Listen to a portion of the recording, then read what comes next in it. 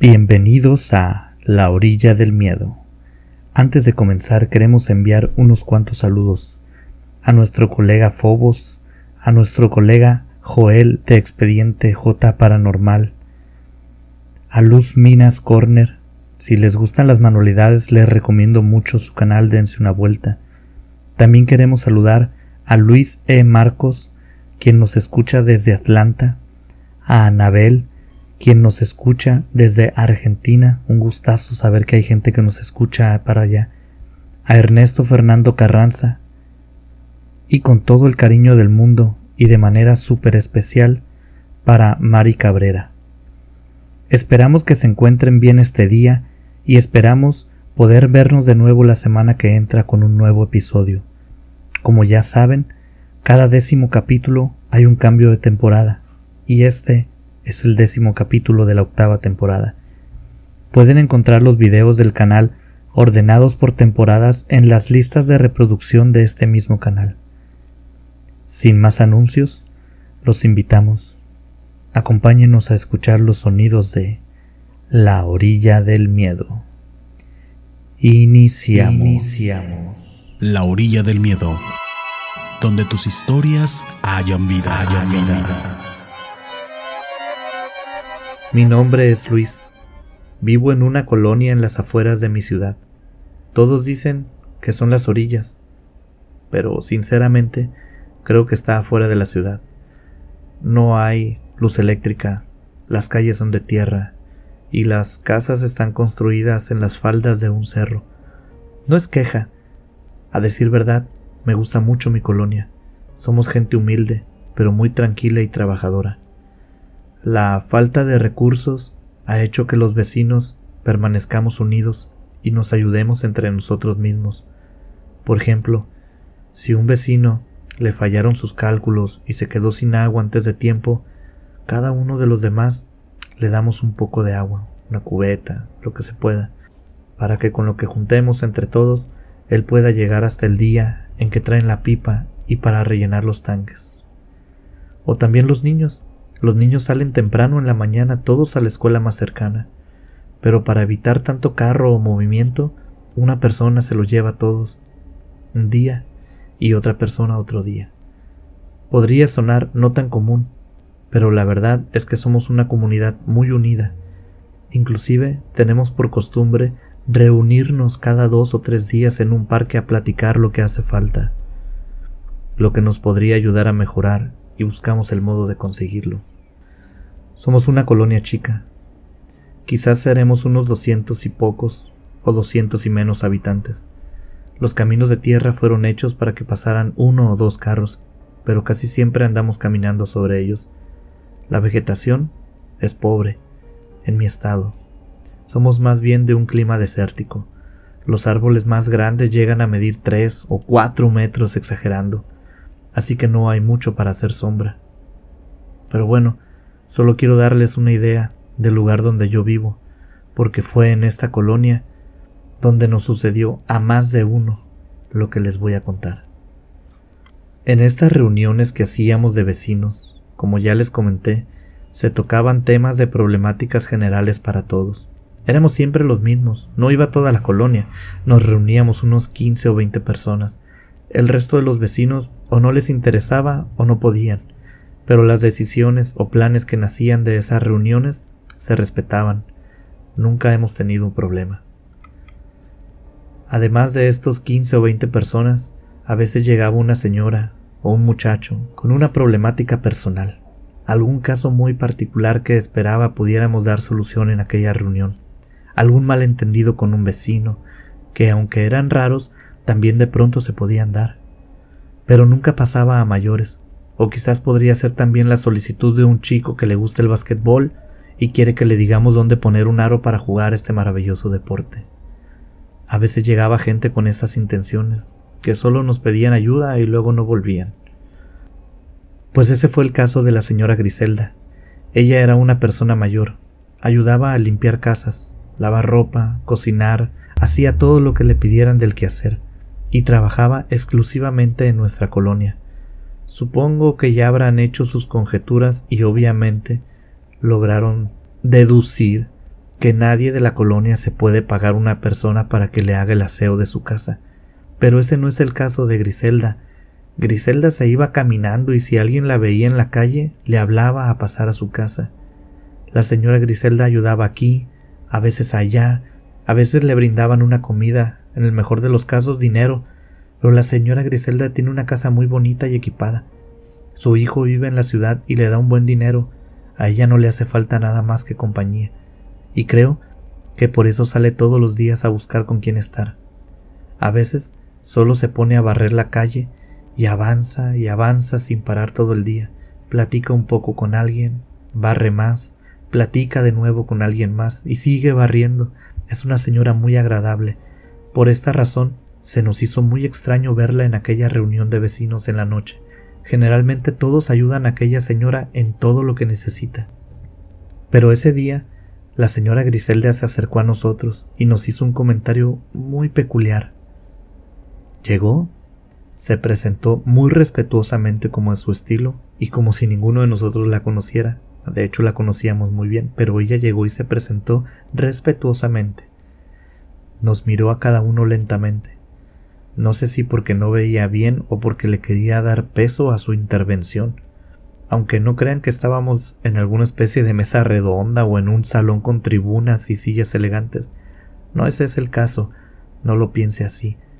Nosotros simplemente nos sentábamos bajo uno de esos árboles grandes de 3 metros antes del atardecer y nos sentábamos sobre alguna piedra o una cubeta que estuviera ahí cerca. Claro que alguien a veces llevaba su silla, pero era un área muy humilde donde nos sentábamos a conversar, y en medio de aquella reunión llegó la señora Griselda. Nos saludó y nos miró a todos. Nos dijo con aquel tono de voz suave y cálido que la caracteriza tanto: van a tener que hacer algo con lo que bajó del cerro después de la lluvia. Se les está apareciendo a varias personas en el cruce del encino de aquel puentecito.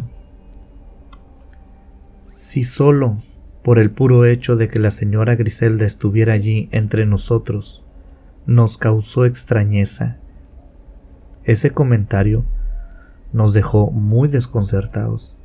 Miré a mis vecinos para ver si alguno podía dar alguna respuesta, pero el primero que contestó fue Humberto.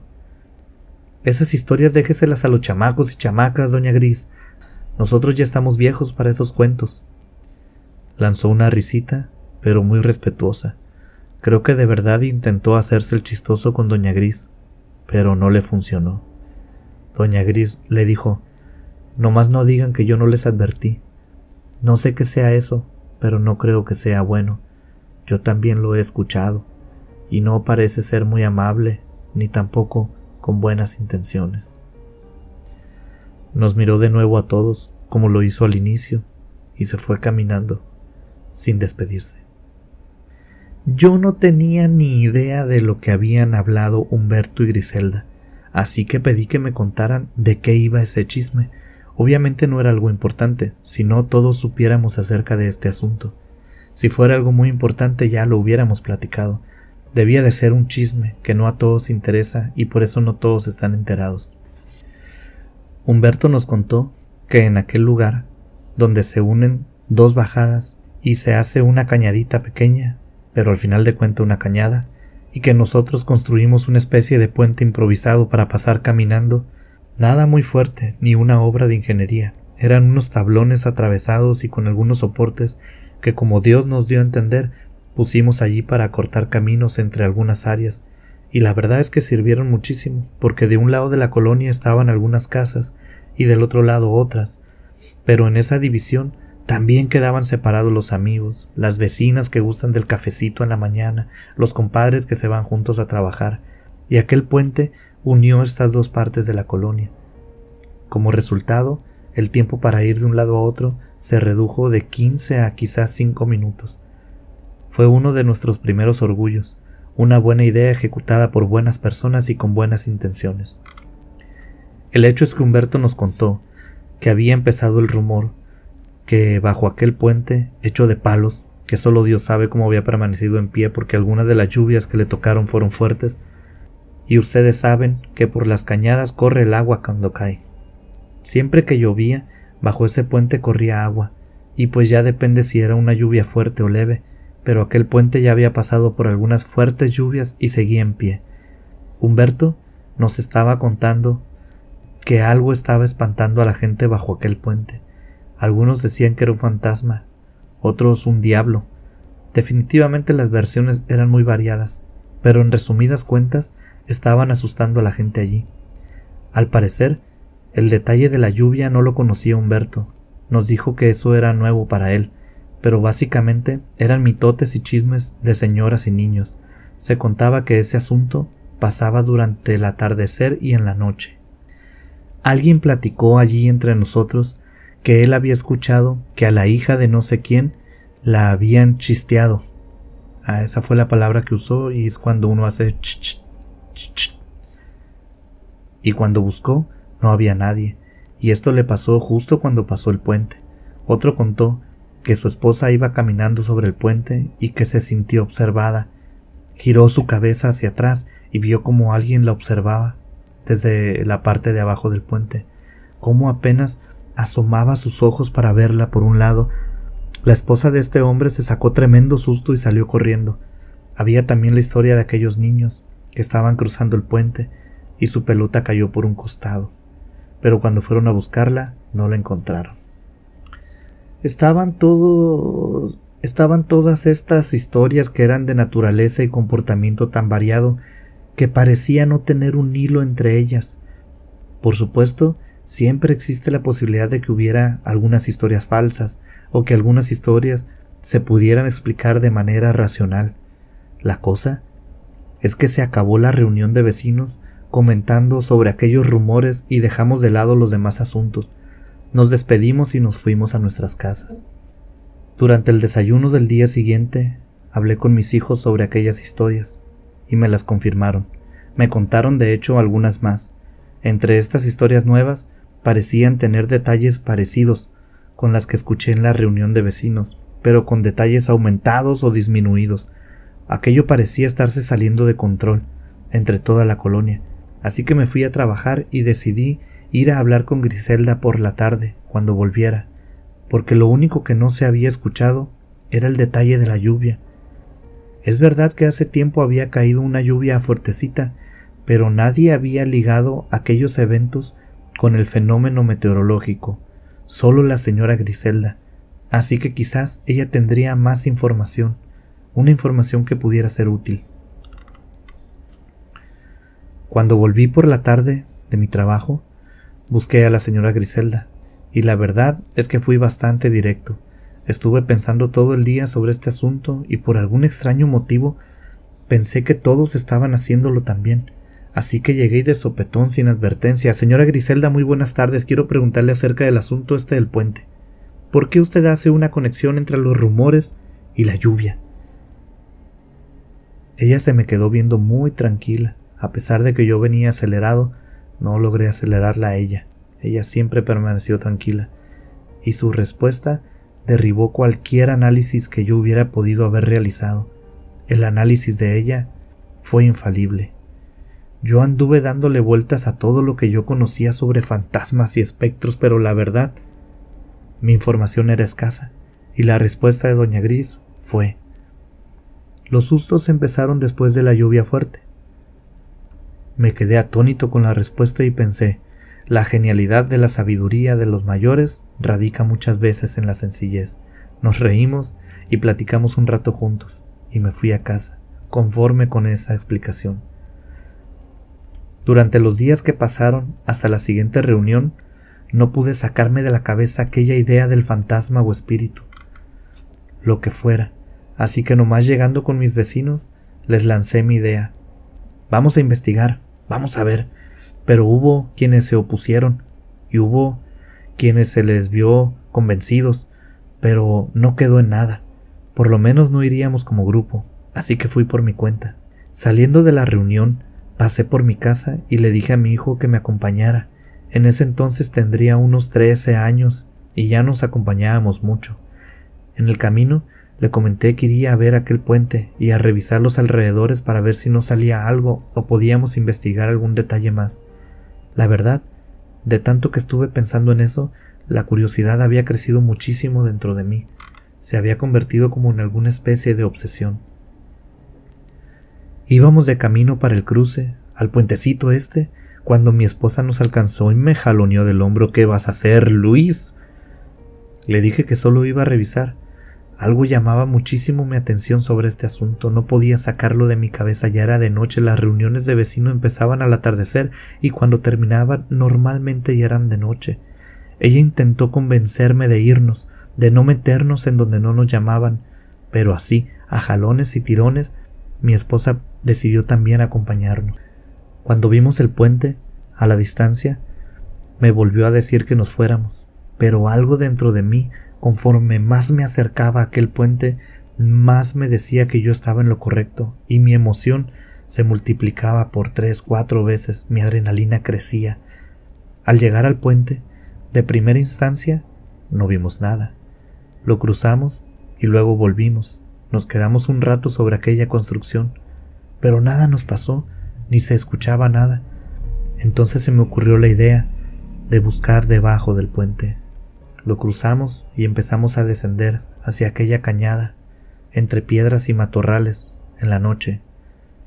Yo no sé qué me dio valor, pero algo me decía que estaba haciendo lo correcto. Tenía esta intuición insistente en que debía seguir adelante, y cuando llegué a la parte de abajo del puente, con mi hijo detrás de mí, no supe qué hacer. Miré la parte de abajo del puente hacia arriba, se veían las maderas viejas, y por algunos agujeros de la madera se podía ver la luz de la luna. Mi esposa se quedó arriba, ella no bajó, pero desde arriba nos gritó que nos devolviéramos. Yo no encontré nada, pero ella nos gritó que nos devolviéramos, y yo hubiera pensado que era una solicitud como las anteriores, pero su voz sonaba muy diferente. Entonces mi hijo le gritó desde abajo: «Mamá, ¿estás bien?». Y entendí que él también notó algo raro, así que le dije: «Vámonos con tu mamá. Habremos estado allá abajo cerca de 1 o 2 minutos, tal vez a lo mucho». Cuando subimos, mi esposa me dijo en tono muy serio, ya sin esa forma de solicitud. Esta vez fue directa y con voz de no estar negociando: «Vámonos ya y platicamos en el camino». De camino de vuelta, ya no sentí esa imperiosa necesidad de volver a revisar nada. La verdad, ni siquiera me animé a hablarle a mi esposa. Me sentía tonto y testarudo por haber respondido así de abruptamente a un instinto. Pero ella sí me habló. Me dijo que cuando nosotros estábamos abajo del puente, había algo parado junto a nosotros y señalaba al suelo. Le pregunté por qué había usado la palabra algo y me dijo que tenía forma humana, pero que no era un humano. Simplemente era largo, flaco, oscuro. No se veía bien en la noche, pero estaba parado entre nosotros y señalaba al suelo que mi hijo y yo estábamos pisando. Pero esa persona que estaba junto a nosotros estaba viendo a mi esposa. No me veía ni a mí ni a mi hijo. La miraba a ella y señalaba el suelo. Mientras me platicaba aquello, mi piel se ponía cada vez más chinita. Imagínense que alguien les está contando que veía a alguien parado junto a ustedes y que ustedes no puedan verlo. No me supo decir si parecía hombre o mujer. Solo me dijo que veía un cuerpo. Era lejos, era de noche. No era fácil distinguir detalles. A nosotros nos conoce, pero aquella figura no. Solo dice que parecía una persona, que parecía que le estaba viendo, pero estaba segura que señalaba al suelo. Nos fuimos a dormir apenas llegamos. Mi hijo escuchó todo lo que mi esposa me platicó en el camino de vuelta a casa y se encargó de regar la noticia al día siguiente. No pasaron 2 días desde que nosotros visitamos el puente, cuando se armó otro alboroto. Resulta que alguien había escarbado debajo del puente. Muchos vecinos se juntaron alrededor de ese lugar porque había un enorme agujero en aquella cañada. Yo y mi esposa fuimos a ver también, pero lo hicimos desde arriba ya sin bajar a la cañada, y efectivamente se veía que alguien había estado escarbando en aquel lugar. Ahí donde estuvimos mi hijo y yo parados, alguien estaba haciendo un hueco, o había hecho un hueco. Dicen que alguien desenterró algo, y era obvio, pero al igual que el inicio, las historias fueron muy variadas. Algunos cuentan que había un cuerpo allí, y quien lo escondió mejor se lo llevó a otro lado.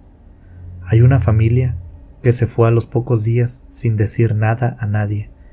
Algunos dicen que ellos encontraron un tesoro y por eso se fueron. También hay quienes dicen que había ahí una brujería enterrada. ¿Cuál será la verdad? Yo nunca lo sabré.